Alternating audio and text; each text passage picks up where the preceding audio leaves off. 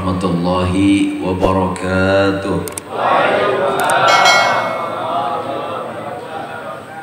Nggak usah tegang-tegang ya, santai aja, jadi serem. Alhamdulillahirabbil alamin, alhamdulillah ala ni'amillah allati bi ni'amihi tatimmus salihah. Wassalatu wassalamu ala sayyidina Rasulillah Muhammad ibn Abdullah wa ala alihi wa sahbihi wa mawalah. Allahumma salli wa sallim ala sayyidina Muhammadin miftah bab rahmatillah adada ma fi ilmillah salatan wa salaman daimain bidawami mulkillah wa ala alihi wa sahbihi wa mawalahi wa la hawla wa la quwwata illa billah, amma ba'd. Yang saya hormati Ketua Karang Taruna Kabupaten Karawang serta Sekjen Karang Taruna Kabupaten Karawang, seluruh jajaran Karang Taruna Kabupaten Karawang yang saya hormati, saya muliakan dan saya banggakan. Kemudian para sesepuh kita, orang tua kita. Tapi saya kalau lihat Bapak Pung itu kayaknya masih muda gitu. Saya mau ngomong sesepuh asa gimana gitu.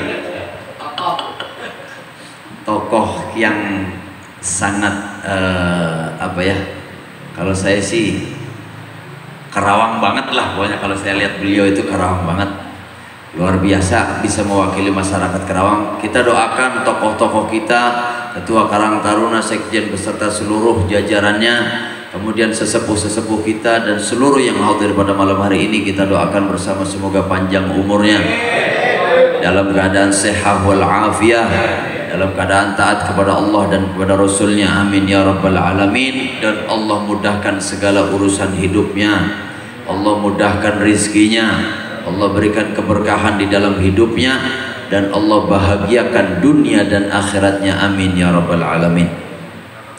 Hadirin yang dirahmati Allah, malam hari ini saya sebenarnya kalau bukan karena keluarga besar Karang Taruna, saya sebenarnya nggak mau hadir sebenarnya.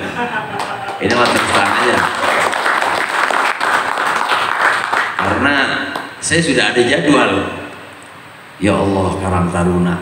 Pertama itu ngabarin ke saya tanggal 7 soalnya.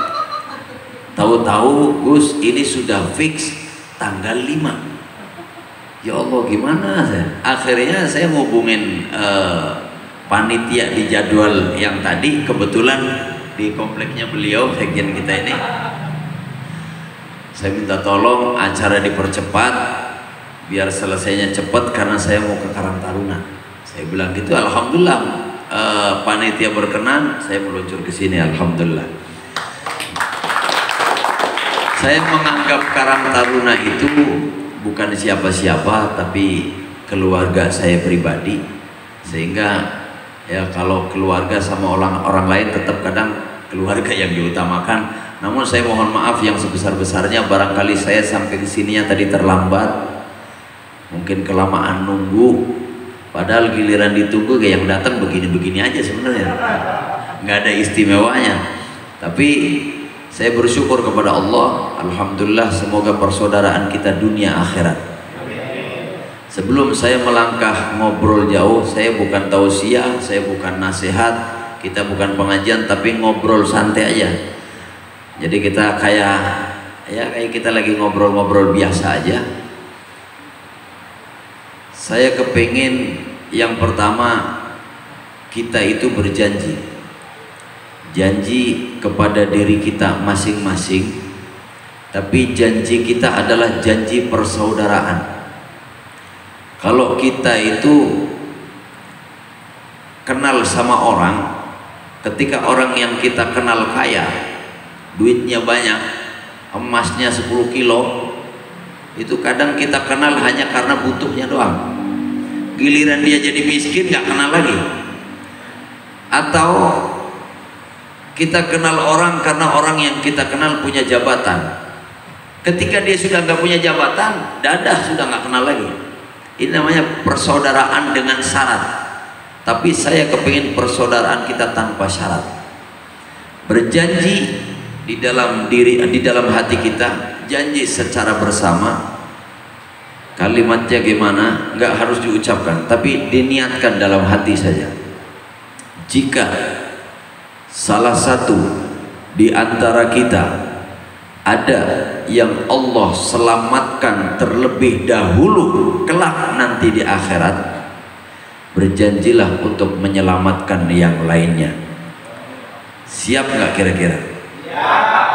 Sekali lagi, jika salah satu di antara kita kelak nanti di akhirat ada yang Allah selamatkan terlebih dahulu masuk ke dalam surga, berjanjilah untuk menyelamatkan yang lainnya. Siap?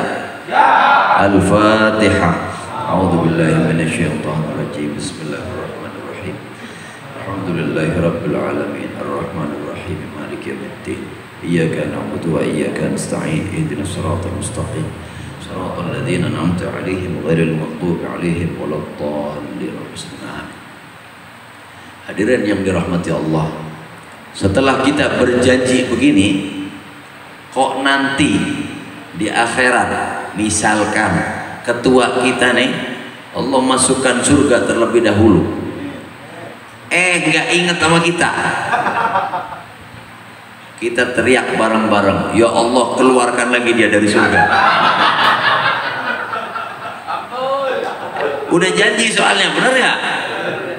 Ya terserah, kalau kira-kira pengen nyelamatin ya masuk surga bareng-bareng, kalau enggak ya keluar lagi.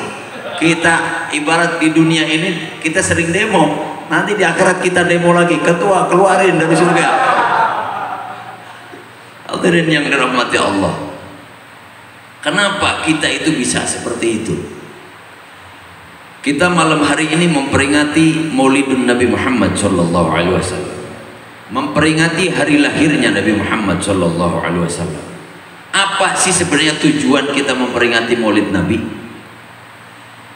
Kayak kita di Indonesia itu ada hari-hari besar, ada peringatan hari kemerdekaan Indonesia, ada yang baru kita laksanakan bersama yaitu hari Sumpah Pemuda.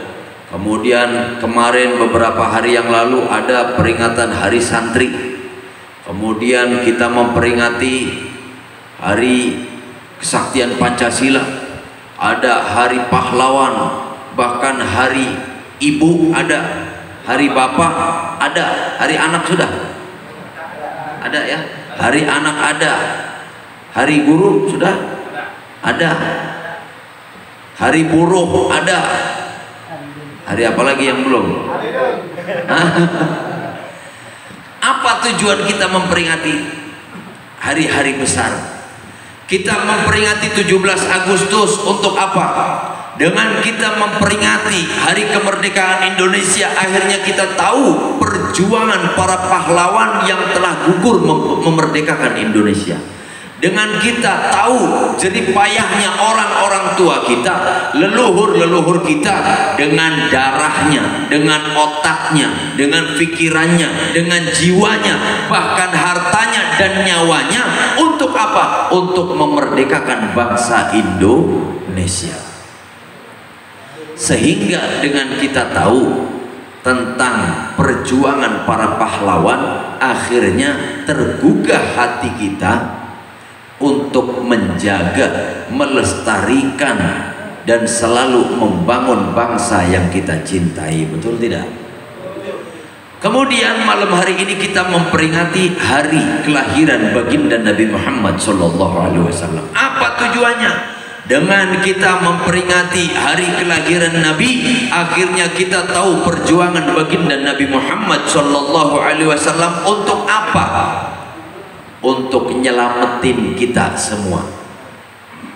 Nabi Muhammad dengan pikirannya, dengan tenaganya, dengan hartanya, seluruh jiwa raganya habis untuk memikirkan kita. Yang membuat risau Nabi Muhammad tidak lain dan tidak bukan hanya risau memikirkan agar kita selamat di hadapan Allah. Yang membuat Nabi Muhammad sedih, hanya sedih memikirkan agar umatnya selamat di hadapan Allah. Yang membuat Nabi Muhammad susah tidur, tengah malam bangun berdoa, hanya apa? Mendoakan agar kita umatnya bahagia dunia dan akhirat. Tidak ada manusia yang mencintai diri kita melebihi cintanya Nabi Muhammad kepada kita. Nabi Muhammad ketika dalam keadaan sedih pernah diberi hadiah oleh Allah Subhanahu wa taala. Apa hadiah yang Allah berikan kepada Nabi Muhammad? Kata Allah dalam surah Ad-Duha, "Wala sawfa yu'tika rabbuka fatarda." Akan aku berikan apa yang engkau minta ya Muhammad sampai engkau puas, sampai engkau ridho. Kalau kita mintanya apa coba? Minta mobil, minta rumah, minta tambah, nambah rezeki maksudnya, nyambungnya ke sono mulu sih. Jadi kita mintanya yang begitu. Tapi kalau Nabi Muhammad ketika diberi hadiah sama Allah, akan aku berikan ya Muhammad apa yang engkau minta sampai engkau puas, sampai engkau ridho ya Muhammad. Tapi apa kata Nabi Muhammad? Ya Rabb, ini dalam kitab tafsir Jalalain dijelaskan, innila ardo fawahidun min ummati dakhalan nar. Sesungguhnya aku tidak pernah rela ya Allah, sesungguhnya aku tidak pernah ridho ya Allah, salah satu dari umatku masuk ke dalam neraka.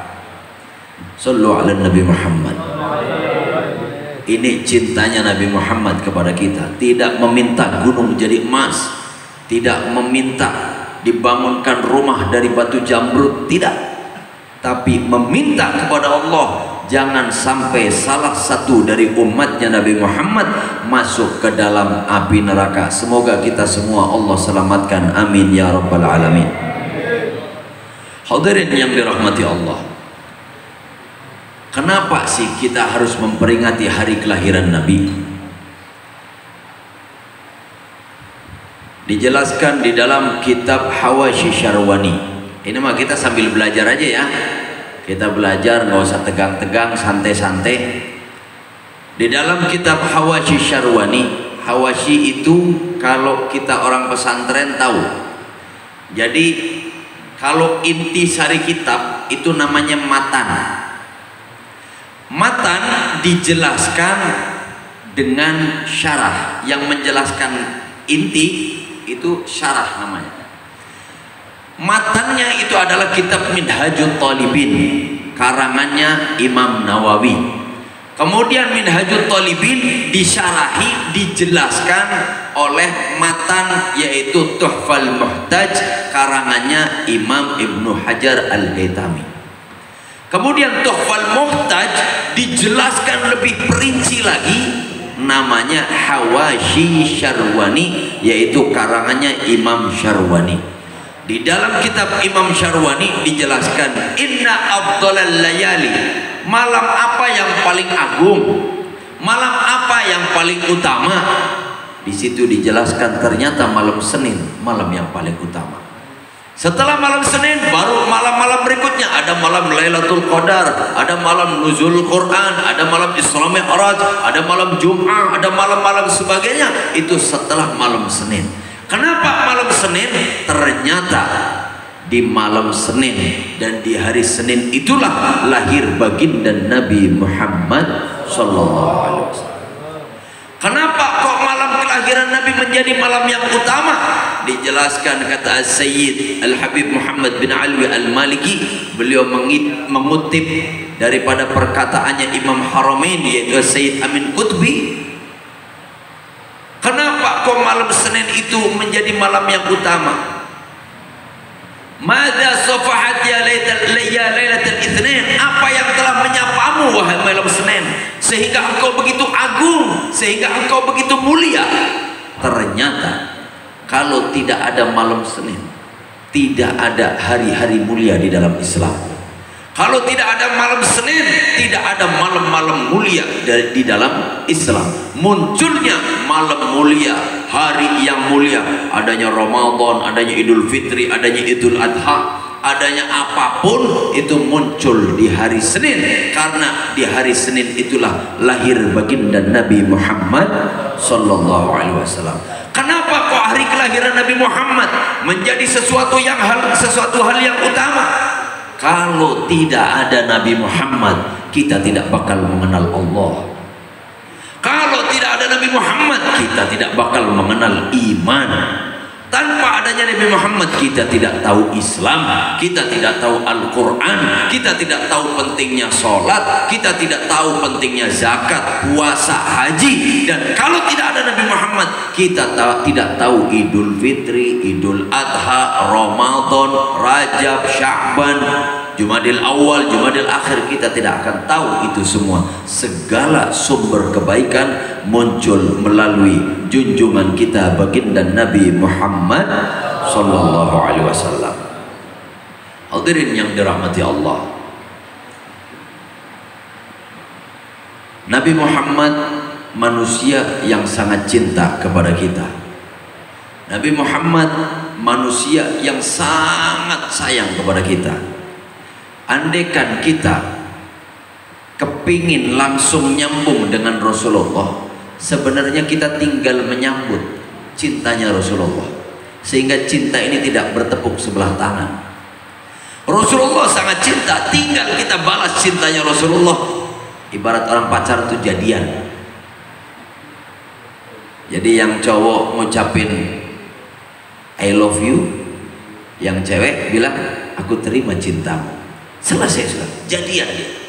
Begitu pula Rasulullah sudah sangat cinta kepada kita, tinggal kita balas cintanya Rasulullah, kita sambut cintanya Rasulullah, jadian kita dengan Rasulullah. Kenapa saya katakan Rasulullah cinta kepada kita? Hadirin yang dirahmati Allah, ini ada satu cerita fakta, ini bukan cerita basa-basi. Ketika Nabi Muhammad sallallahu alaihi wasallam didatangi oleh malaikat Israel. Kenal malaikat Israel? Hah? Kenal? Kenal nggak malaikat Israel? Ada yang mau kenalan nggak? Bisi yang kenalan?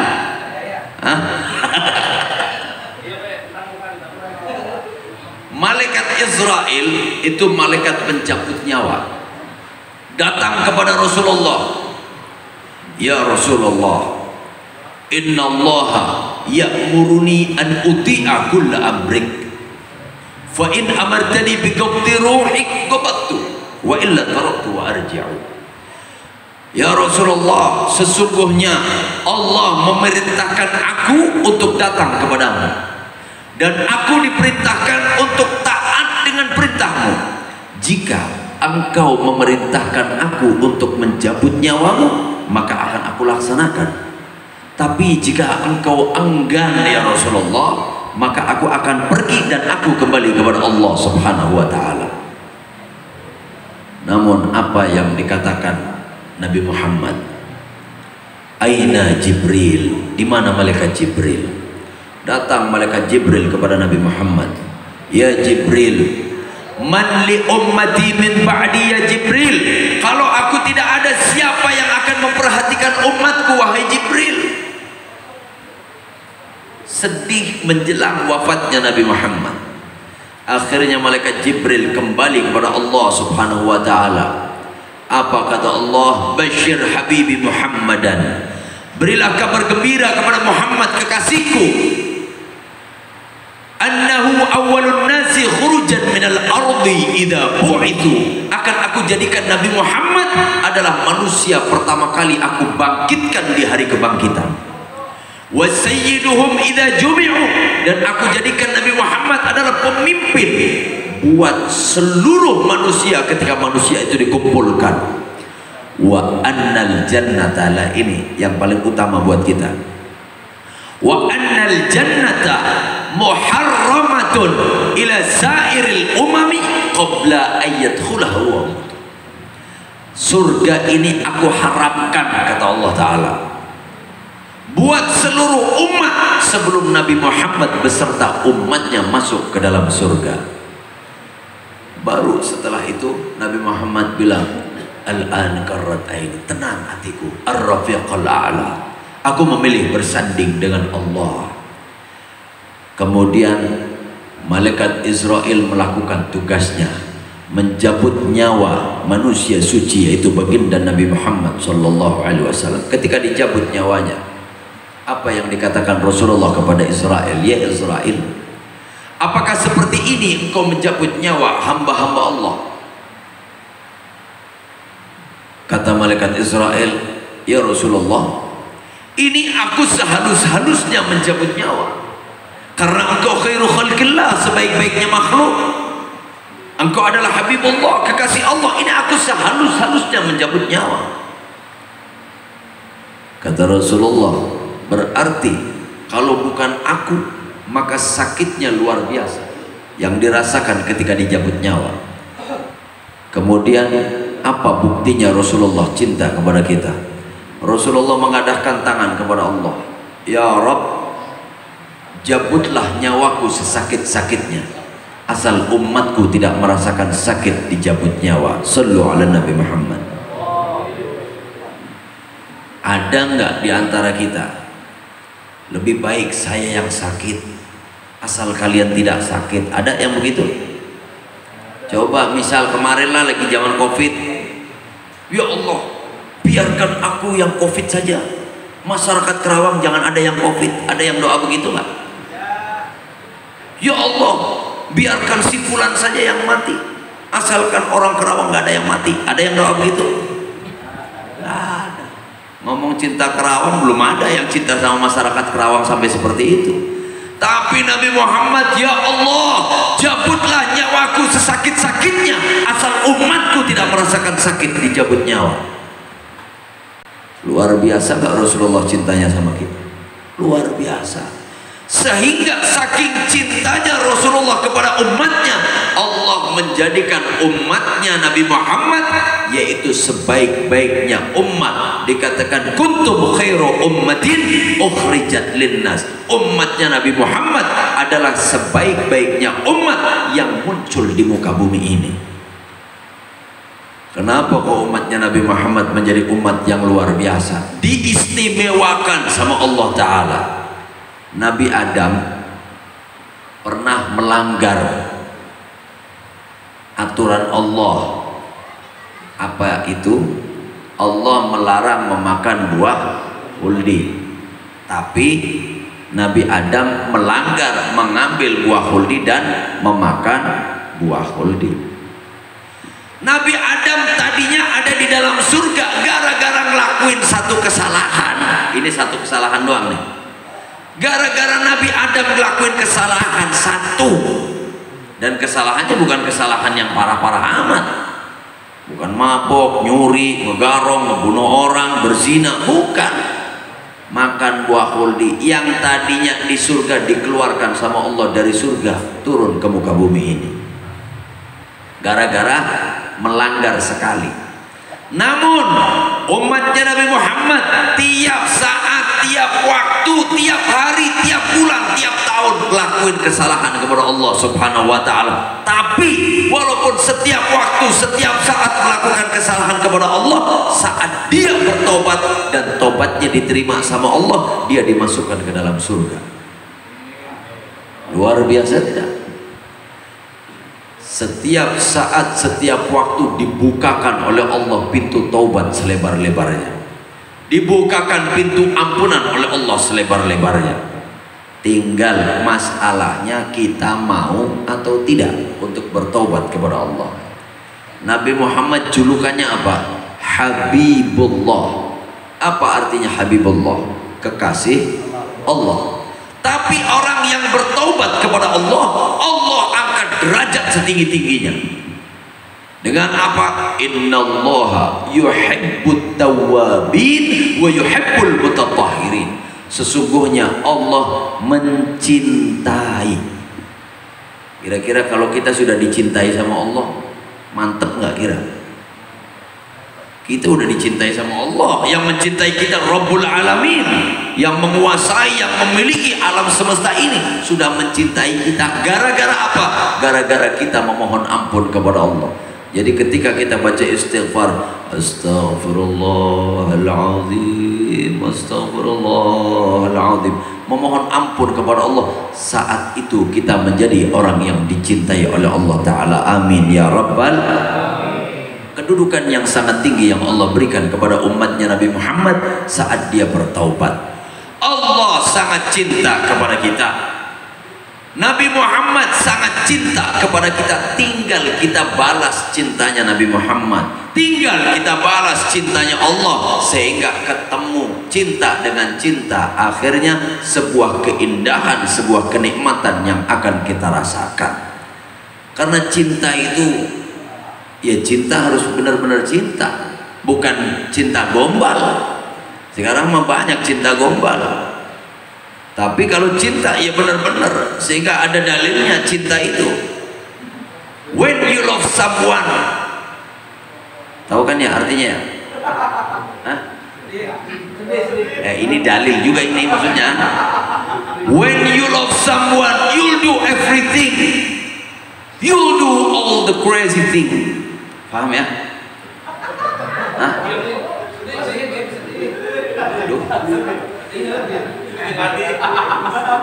Ya udah, sekarang saya terjemahin. Tapi karena saya dulu bukan di kampus, saya di pesantren, jadi saya terjemahin pakai bahasa pesantren. Oke ya? When you love, ing dalam nalikone demen sapa sira. Paham ya? Hah? Lah, pakai sedih lah. Jika kalian mencintai someone ing wong sawiji-wiji, kalau ini di pesantren namanya maf'ul bih. Jadi kalau kita cinta kepada orang yang kita cintai, you'll do everything, dia akan berbuat apapun untuk orang yang dia cintai. You'll do all the crazy thing, dia akan berbuat sesuatu, bahkan sampai dia dianggap gila pun dia akan lakukan. Berbuat apapun demi orang yang dia cintai, itu baru namanya cinta. Rasulullah senang kalau umatnya berakhlak dengan baik, ya kita lakukan agar cinta kita diterima oleh Rasulullah SAW. Betul? Tapi coba ngomong cinta, tapi kita nggak melakukan yang membahagiakan orang yang kita cintai. Nah, orang pacaran kadang tengah malam, ayah di mana? Di mana neng? Neng, ketemuan yuk. Ini padahal jam 12:30 malam ini. 12:30 malam ditelepon sama orang yang dia cintai. Ada apa neng? Ketemuan yuk. Beneran neng. Padahal 12:30 malam, gerimis. Dia kalau mau ketemu ceweknya harus lewatin kuburan dulu. Malam Jumat lagi Kliwon nih. Dijalani sama dia demi ketemu orang yang dia cintai. Ya coba gimana lah, padahal tuh cewek nggak cantik-cantik amat ya, hidungnya pesek, hitam, keriting. Itu rela demi cinta, karena jatuh cinta itu gampang. Nah, kita dengan Rasulullah, sambut cintanya Rasulullah, balas cintanya Rasulullah, sehingga kita benar-benar menjadi manusia yang selalu diperhatikan Allah, selalu diperhatikan oleh baginda Nabi Muhammad sallallahu alaihi wasallam. Hadirin yang dirahmati Allah, setelah kita bahas cinta kepada Rasulullah, ada hadiah yang Allah berikan kepada orang yang sudah mencintai Allah dan Rasulnya dan dicintai sama Allah dan Rasulnya. Banyak hadiah yang Allah berikan. Salah satu yang Allah berikan kepada umatnya Nabi Muhammad, hadiah ini hadiah, keutamaan yang Allah berikan kepada umatnya Nabi Muhammad. Kira-kira klop nggak saya ngomong nih? Katanya hadiah, tapi kalimatnya begini: Innallaha ja'ala ummata Muhammadin dha'ifa. Sesungguhnya Allah menjadikan umatnya Nabi Muhammad itu lemah. Loh, itu katanya hadiah, tapi kok kalimatnya lemah. Sadar nggak kalau kita itu lemah? Dulu umat terdahulu, pengikutnya Nabi Musa, pengikutnya Nabi Nuh, demi untuk menyampaikan dakwahnya, demi li'ila kalimatillah la ilaha illallah, perang 70 tahun pedang nggak pernah ditaruh. Selama 70 tahun megang pedang nggak pernah ditaruh sama sekali. Ini umat terdahulu, hebat nggak kira-kira? Lah kita boro-boro perang 70 tahun ngaji begini aja nih.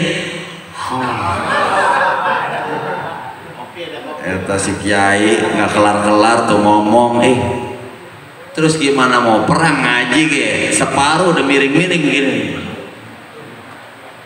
Bener gak? Kalau dulu perang tiap saat setiap waktu, kita jangankan perang sama orang, ama nyamuk ya udah stres kita. Allahu Akbar, ya nyamuk, baru kayak nyamuk. Terus banyak diantara kita sholat itu sholat sambil nyari duit. Ada orang sholat sambil nyari duit. Sini ada nggak kira-kira? Hah? Sholatnya sambil nyari duit. Allahu Akbar. Bismillahirrahmanirrahim. Alhamdulillahi Rabbil Alamin. Imam lagi begitu. Kita mikir, ya Allah, tadi saya dapat duit dari ketua Karang Taruna, taruh di mana? Ya Allah, padahal itu duit mau buat bayar kreditan besok. Ya Allah, di mananya duitnya? Bohong, duit di mana? Itu mikir-mikir duit terus sampai giliran imamnya sudah mau ruku, Allahu Akbar, eta bener di jaket, bohong. Sholat ambil nyari duit. Ada nggak yang begitu? Yang ngaku lah enak.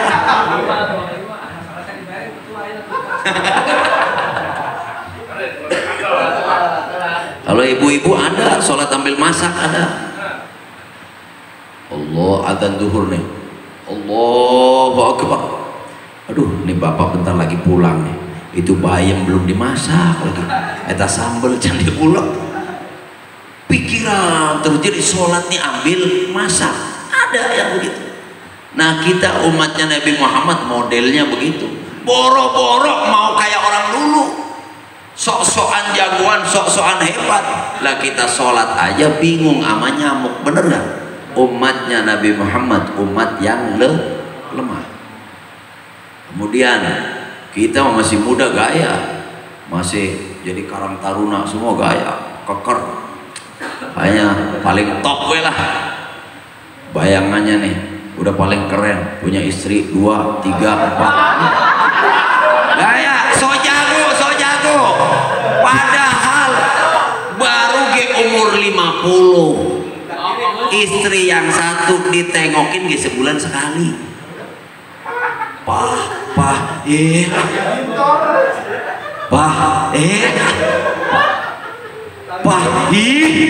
Itu baru 50 tahun nengokin istri sebulan sekali. Nah, gaya mah gaya doang, padahal tak berdaya. Ngaku lah. Umur 60 tahun beda lagi nanti. Umur 60 tahun jangankan cuma lemah itunya doang, istri sendiri lupa. Yang diinget-inget istri tetangga tapi ayah gitu ayah. Na'udzubillahi min. Ya Allah, kita itu umat yang lemah. Jujur atau tidak jujur, ini cerita beneran ini. Nabi Sulaiman istrinya ribuan, dan tiap malam setiap istri selalu dapat jatah. Hebat nggak kira-kira? Oh, ini cerita beneran, cerita Israiliyah, ini bener ini. Nabi Sulaiman ribuan istrinya, tiap hari istrinya semuanya dapat jatah. Ayo, nggak sempet pakai sarung begini sudah. Bingung nggak kalau kita Kita seminggu 2 kali 3 kali bingung ya.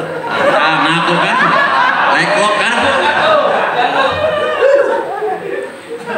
bingung kita itu. Nah berarti sadar nggak kalau kita lemah? Kenapa Allah jadikan umatnya Nabi Muhammad umat yang lemah? Hatta yakuna, supaya sampai umatnya Nabi Muhammad tidak pernah merasakan sombong pada dirinya. Dengan Allah jadikan kita lemah, akhirnya kita selalu berharap kepada Allah agar Allah berikan kekuatan kepada kita. Kita sadar kalau kita itu lemah, tidak mampu. Gaya mah boleh, hujan-hujanan tengah malam, besok tato miring-miring mungkin. Warnanya merah tapi tatonya garis-garis tubuh kita, masuk angin, kita nggak mampu, lemah diri kita. Umatnya dijadikan seperti itu agar selalu berharap kepada Allah dan selalu meminta kekuatan kepada Allah Subhanahu wa ta'ala, sehingga tidak memiliki sifatnya iblis, yaitu sombong. Berarti sayang tidak kepada kita? Sayang. Wa inna Allah ja'ala ummata Muhammadin sighara. Allah menjadikan umatnya Nabi Muhammad itu kecil-kecil. Nabi Adam itu tingginya 150 dirham, 150 hasta. Nih, kalau sehasta segini ya. Nggak tahu itu waktu itu hastanya hasta orang dulu apa hasta orang sekarang. Tingginya 150 hasta. Anggap ukurlah dengan tangan orang sekarang lah. Sakit sabar air. Setengah meter lah ya, anggap setengah meter. Kalau setengah meter berarti 50 cm kali 150, 75. Nah, coba. Tingginya Nabi Adam 75 meter. Tak bayangin sarungnya segede apa coba. Coba, ini mah gedung Karang Taruna begini nggak kepake ini. Lah 75 meter tingginya. Kalau Nabi Adam tingginya 150 dirham, umatnya Nabi Muhammad 150 cm. Sakit. Jauh nggak bedanya? Jauh. Coba bayangin kalau andekan orang Karawang nih tingginya 75 meter. Ini kalau mau lalapan, mau masak nih lalap, eta sanggabuana beak. Itu daun dipakai buat lalapan habis 3 orang itu. Lah coba sekebonan buat 1 orang kan? Untung kita irit akhirnya. Makanya alhamdulillah kita walaupun saya ngomong banyak kasih aqua gini aja cukup sudah. Coba kalau saya 75 meter, ya minimal mah 10 galon kan minumnya kan. Ya, irit aja segini kan. Lumayan 1.500 gitu cukup buat cai gitu kan. Alhamdulillahirabbil alamin. Coba susu segini nih. Ini umatnya Nabi Muhammad cukup susu segini. Nah, coba kalau tingginya 75 meter. Ini mah apa kayak orang ludah segini ya, paling gak akan gede. Berapa sapi coba untuk memenuhi 1 orang minum susu, kan bingung. Untung irit, akhirnya rumahnya kecil-kecil. Coba bayangin kalau Kerawang ini masyarakatnya penduduknya tingginya 75 meter, itu ngebangunnya gimana? Coba bangun rumahnya coba. Bingung kan? Ya sudah, alhamdulillah Allah jadikan umatnya Nabi Muhammad kecil-kecil, paling 150, 160, 170, 2 meter lah. 2 meter ke jarang di Kerawang orang tinggi sampai 2 meter. Kenapa seperti itu? Agar sadar bahwa kita itu kecil. Siapa yang maha besar? Allah Subhanahu wa ta'ala. Agar kita tahu tentang kebesaran Allah Subhanahu wa ta'ala. Wa inna Allah ja'ala ummata Muhammadin, Allah menjadikan umatnya Nabi Muhammad umurnya pendek. diriwayatkan 950 tahun, bahkan ada yang meriwayatkan 1000 tahun umurnya. Nabi Nuh 850 tahun umurnya. Kita mah paling 60, 70. Ya kalau nego ya 75, 80 kan. Kalau bonus tapi ya segitu aja lah. Tapi walaupun umurnya pendek, Allah berikan hadiah kepada umatnya Nabi Muhammad agar apa? Bisa memiliki amal seperti orang yang umurnya ribuan tahun. Amal dilipat gandakan, seperti andekan kita memperoleh malam Lailatul Qadar khairum min alfi syahrin, seperti orang yang beribadah 1000 bulan. 1000 bulan berapa tahun coba? Nah, ngitung bingung coba. Coba kalau kita tiap tahun dapat malam Lailatul Qadar, kayak kita umurnya berapa ribu tahun kita itu. Jadi umatnya Nabi Muhammad pendek agar tidak banyak ngelakuin dosa, tapi Allah berikan kesempatan agar dia bisa memperoleh pahala seperti orang yang punya umur ribuan tahun. Sallu ala Nabi Muhammad.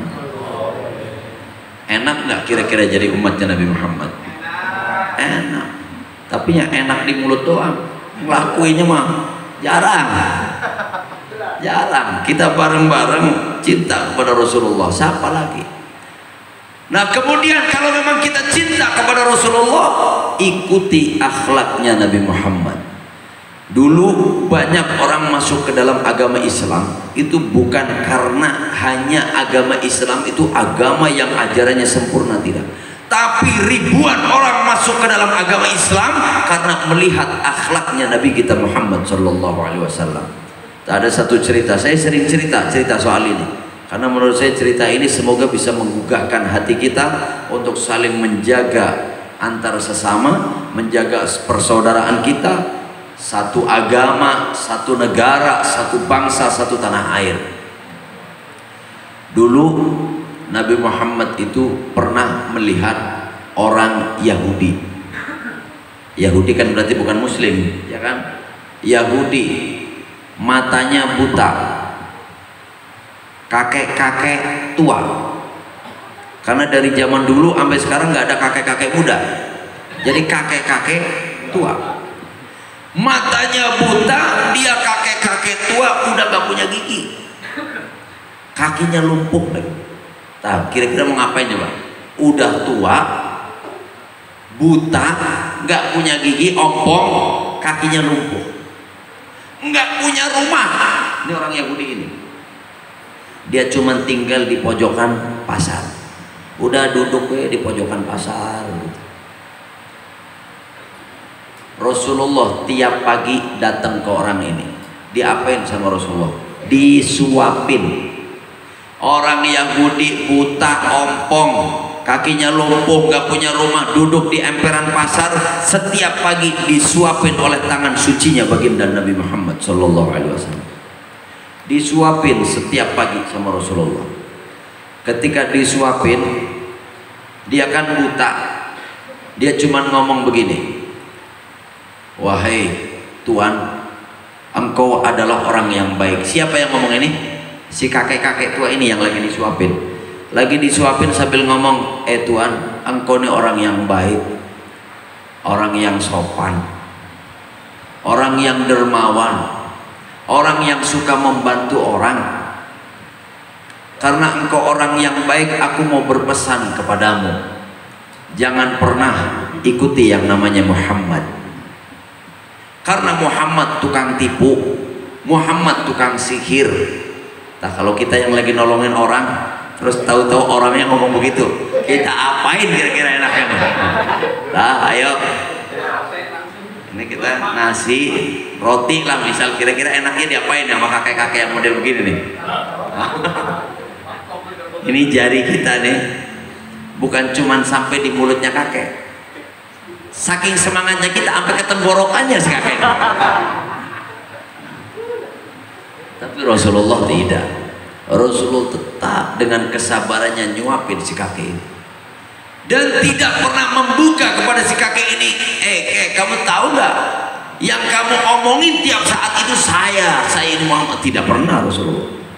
Karena tidak mau melukai hatinya orang Yahudi ini. Disuapin tiap pagi, dan setiap nyuapin selalu dihujat oleh si kakek ini. Suatu ketika Nabi Muhammad wafat dan kembali kepada Allah Subhanahu wa ta'ala, datang Sayyidina Abu Bakar kepada istrinya Rasulullah sekaligus putrinya, yaitu Sayyidatina Aisyah.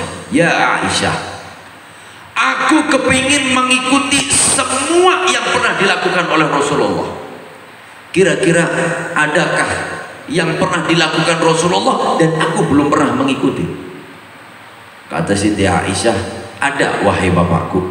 Nabi Muhammad tiap pagi selalu nyuapin kakek-kakek yang ada di pojokan pasar. Baik kalau begitu, aku berangkat ke sana. Sayyidina Abu Bakar bawa roti sama semangkok kuah. Berangkat sampai di sana, ketemu kakek-kakeknya. Disuapin sama Sayyidina Abu Bakar. Ketika disuapin, kakek-kakek ini bilang apa? Wahai Tuan, engkau bukan lelaki yang biasa nyuapin aku. Karena orang yang biasa nyuapin aku orangnya begitu lembut, dan dia tahu kalau aku ini sudah tidak punya gigi sehingga makanan itu dilunakkan terlebih dahulu. Kalau kamu masih kasar dimasukin ke mulutku. Jadi cuman dipotekin doang. Nyok. Jadi engkau bukan lelaki yang biasa nyuapin aku.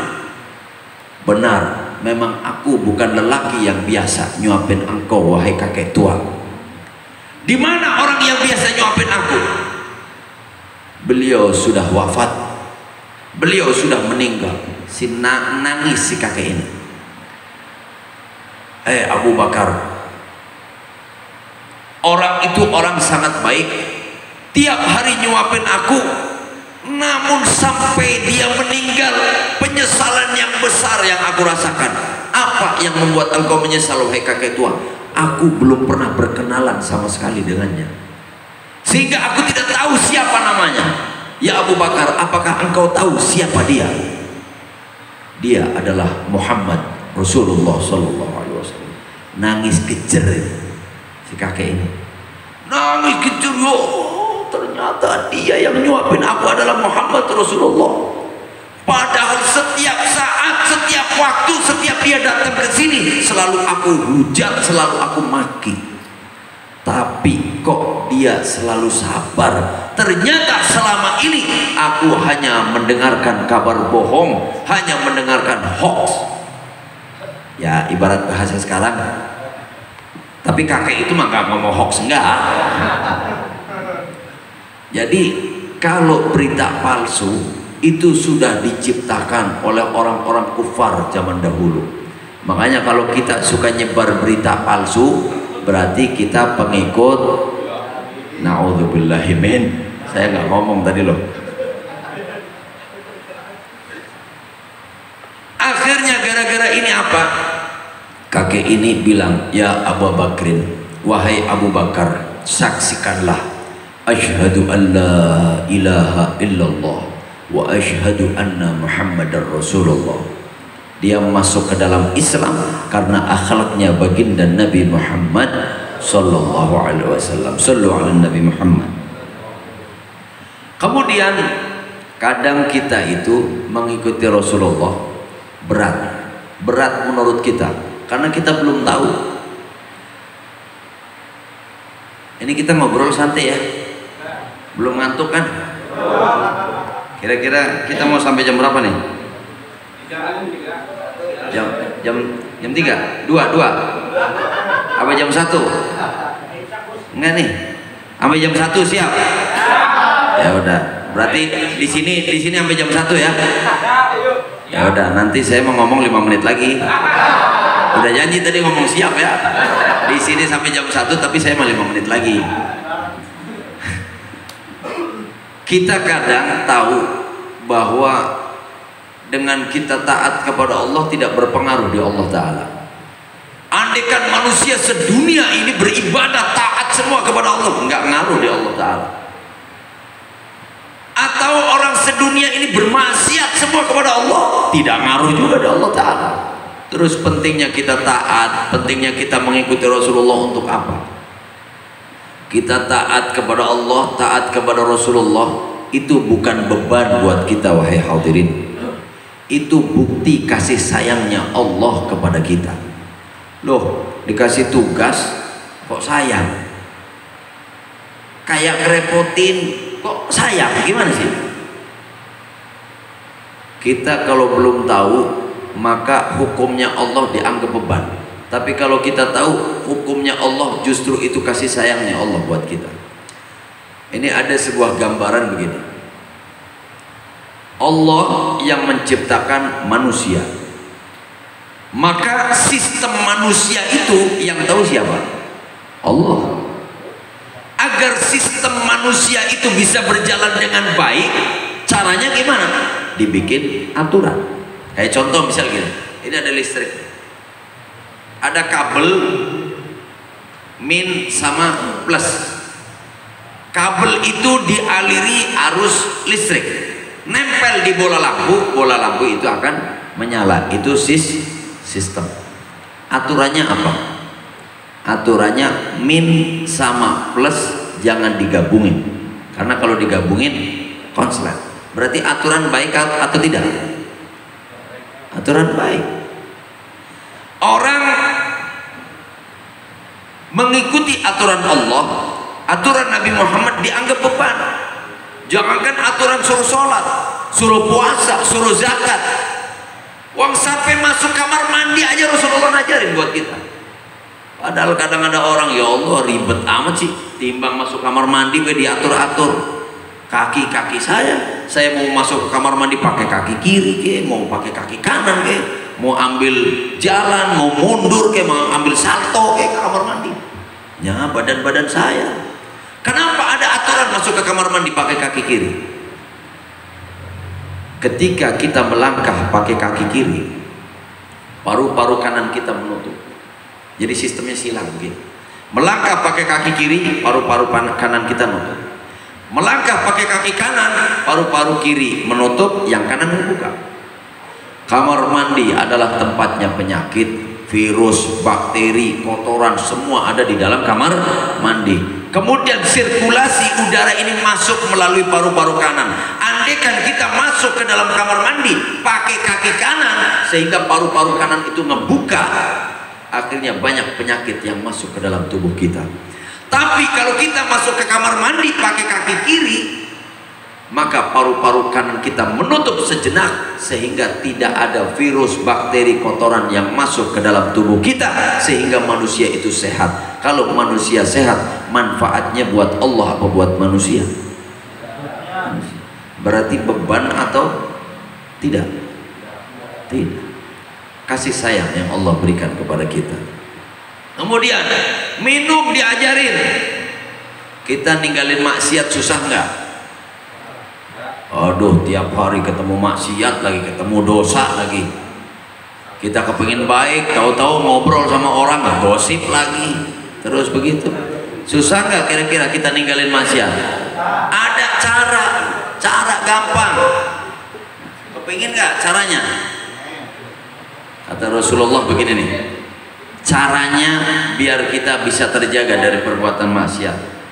Ini air nih, baca bismillah. Bismillah, alhamdulillah. Terus bismillah lagi, bismillah, alhamdulillah. Sekali deh, bismillah, alhamdulillah. Begitu. Paham kan? Ya udah begitu. Ini saya bukan lagi aus, ini contoh. Orang yang meminum dengan cara seperti itu, kalau minum nih, bismillah, glegek, alhamdulillah. Bismillah, blek, alhamdulillah.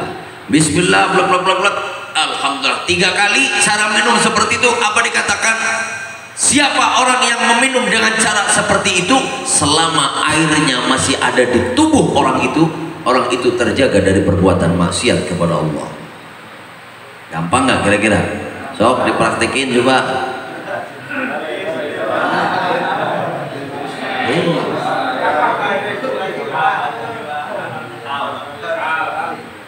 kali, 3 kali. Sekali, 3 kali.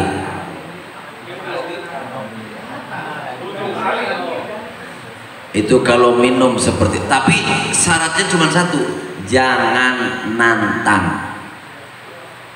Jadi nantang tuh begini, Gus Haris semalam ngomong, kalau minum bismillah teguk alhamdulillah, bismillah teguk alhamdulillah, bismillah teguk alhamdulillah. Sok katanya kalau minum begini akan terjaga dari perbuatan maksiat.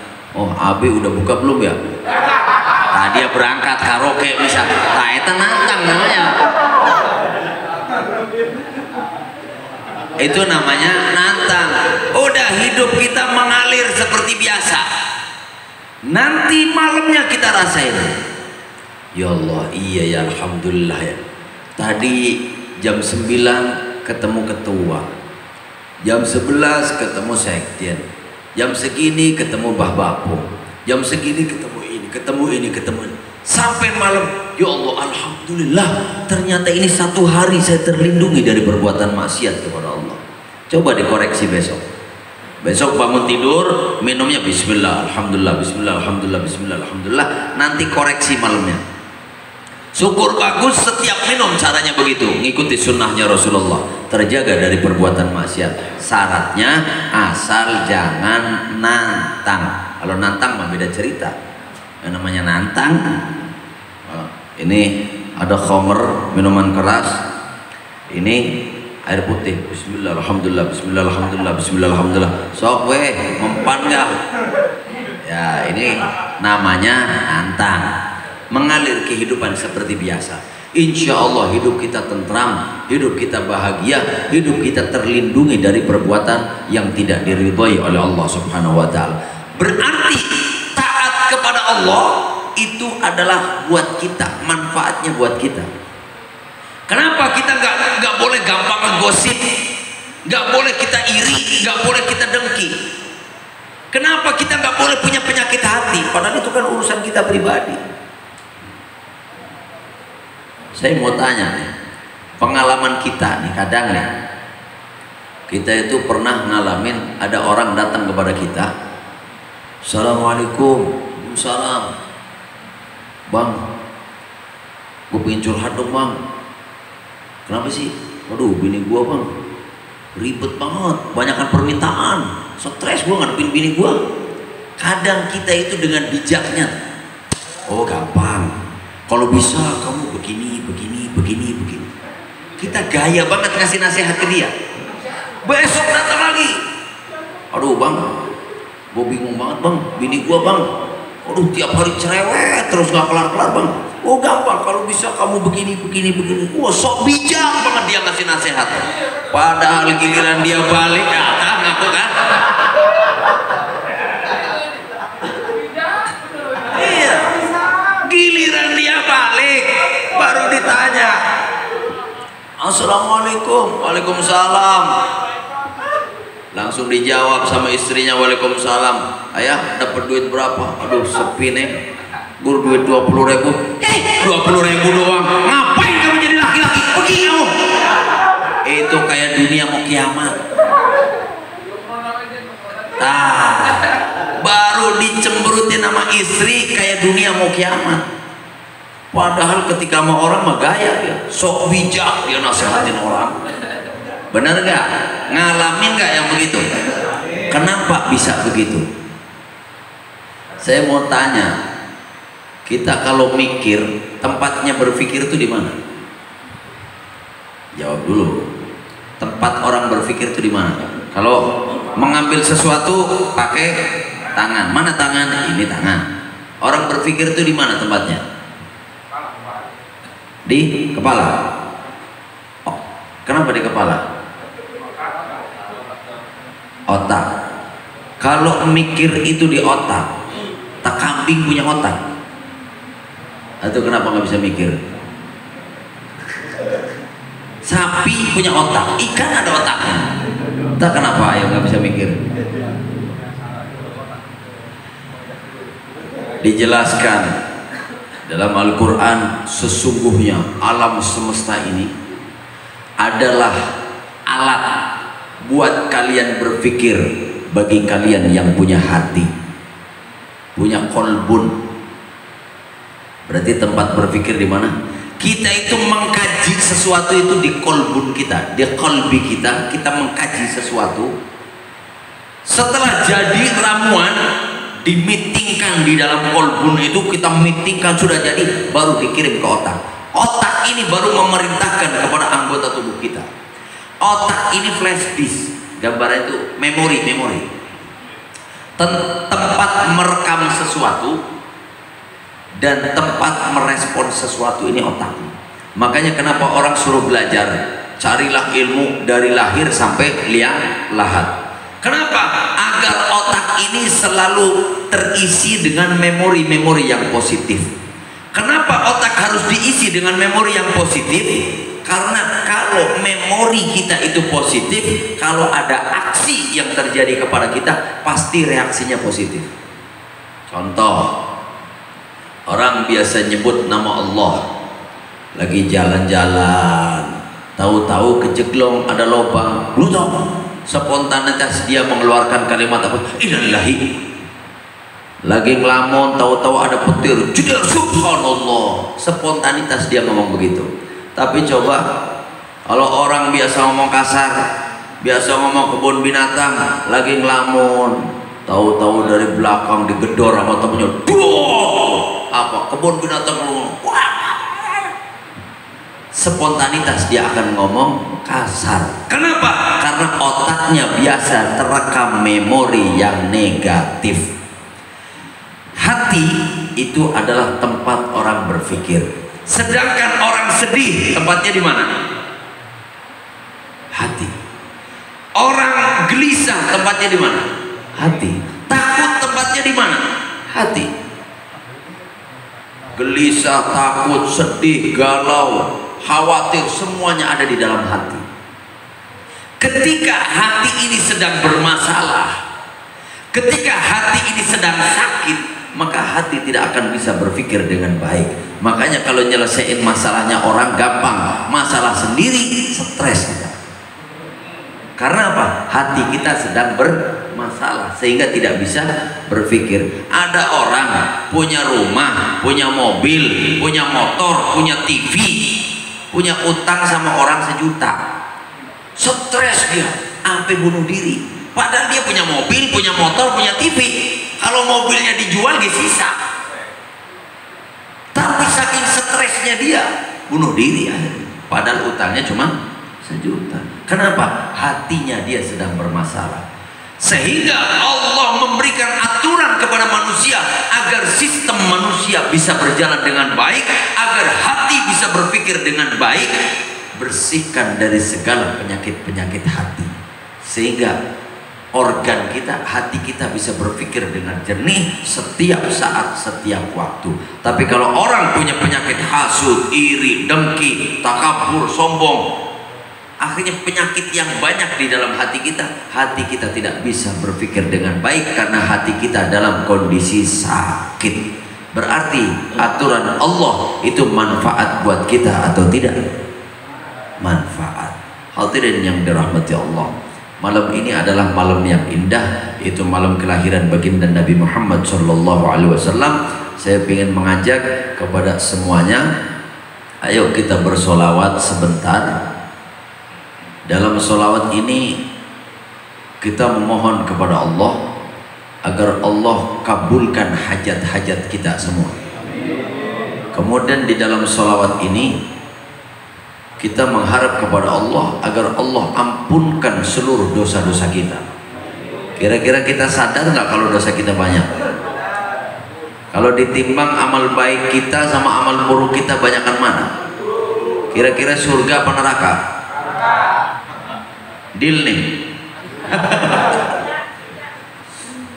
Jadi kita sadar amal buruk kita jauh lebih banyak daripada amal baiknya. Kita memohon kepada Allah malam hari ini agar Allah ampunkan dosa kita dan agar Allah kabulkan hajat-hajat kita. Keinginan kita Allah kabulkan, Allah ijabah, amin ya rabbal alamin. Saya berharap jangan ada yang diem, jangan ada yang lamun, keluarkan suaranya. Kita sekarang malam hari ini bermesraan dengan Allah, bermesraan luapkan rasa rindu kita kepada Rasulullah Sallallahu Alaihi Wasallam. Kita bersolawat membaca Ya Rabbi bil Mustafa. Tahu semua ya? Barang-barang saya harap jangan ada yang diem. Pokoknya semuanya bersuara memohon kepada Allah di dalam hati agar Allah kabulkan hajat kita, doa kita, dan Allah ampunkan seluruh kesalahan kita semuanya. Sallu ala Nabi Muhammad. Ya Rabbi bil Mustafa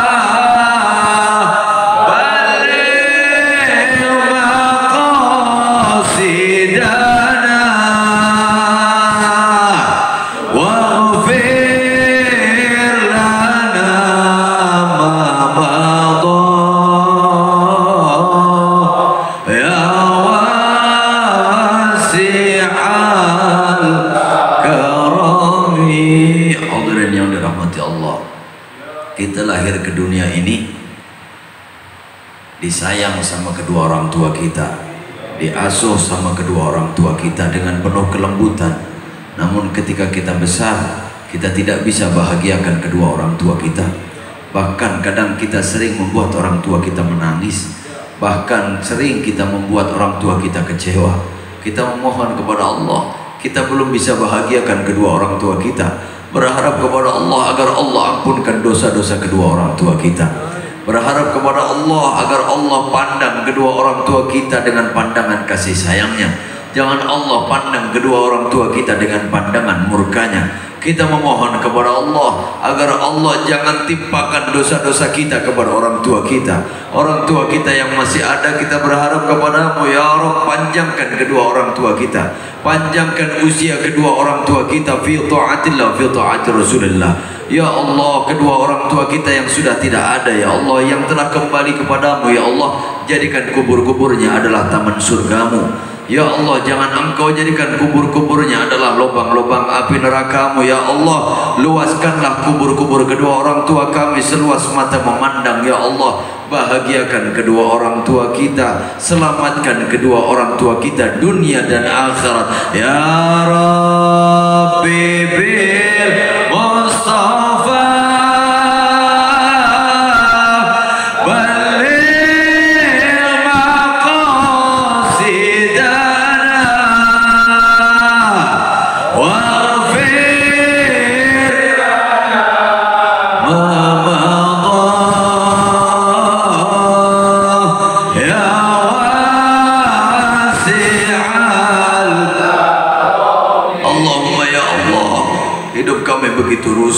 pergaulan kami begitu bebas ya Allah. Kami banyak melakukan jalan-jalan yang tidak Engkau ridhai ya Allah. Kami banyak melakukan perbuatan-perbuatan yang tidak Engkau ridhai ya Allah. Banyak perbuatan maksiat yang kami lakukan, namun kami berharap kepadamu ya Allah, jadikan anak keturunan kami adalah anak-anak yang Engkau cintai ya Allah. Pergaulan zaman sekarang begitu bebas ya Allah. Jauhkan anak keturunan kami dari narkoba ya Allah. Bimbinglah anak keturunan kami ya Allah. Jangan biarkan anak keturunan kami tidur dengan pasangan yang bukan muhrimnya ya Allah. Jadikan anak keturunan kami ya Rabb adalah penyejuk hati kami, penyejuk hati baginda Nabi Muhammad sallallahu alaihi wasallam. Ya Allah, jadikan anak keturunan kami adalah penyelamat kami ya Allah. Ya Allah, senangkanlah keturunan kami ya Allah. Ya Rabbi bil Mustafa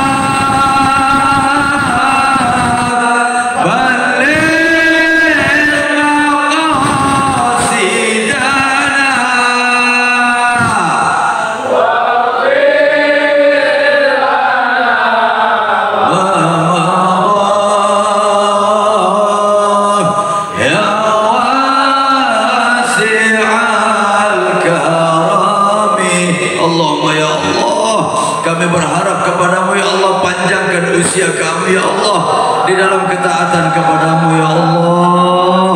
Allahumma ya Allah, di antara kami yang sedang sakit sembuhkan ya Allah.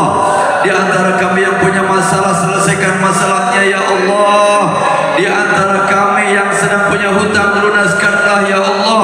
Di antara kami yang sulit rezekinya mudahkan ya Allah. Allahumma ya Allah, bahagiakan orang-orang di sekeliling kami ya Allah. Senangkanlah orang-orang di sekeliling kami ya Allah. Panjangkan dan bahagiakan mereka semua ya Allah. Panjangkan usia mereka semua fi ta'atika wa fi ta'ati rasulika nabiyika Muhammad sallallahu alaihi wasallam. Dan akhiri kami semua dengan husnul khatimah. Akhiri usia kami semua dengan husnul khatimah. Akhiri usia kami semua dengan husnul khatimah ya Allah ya Rabbal alamin. Ya Rabbi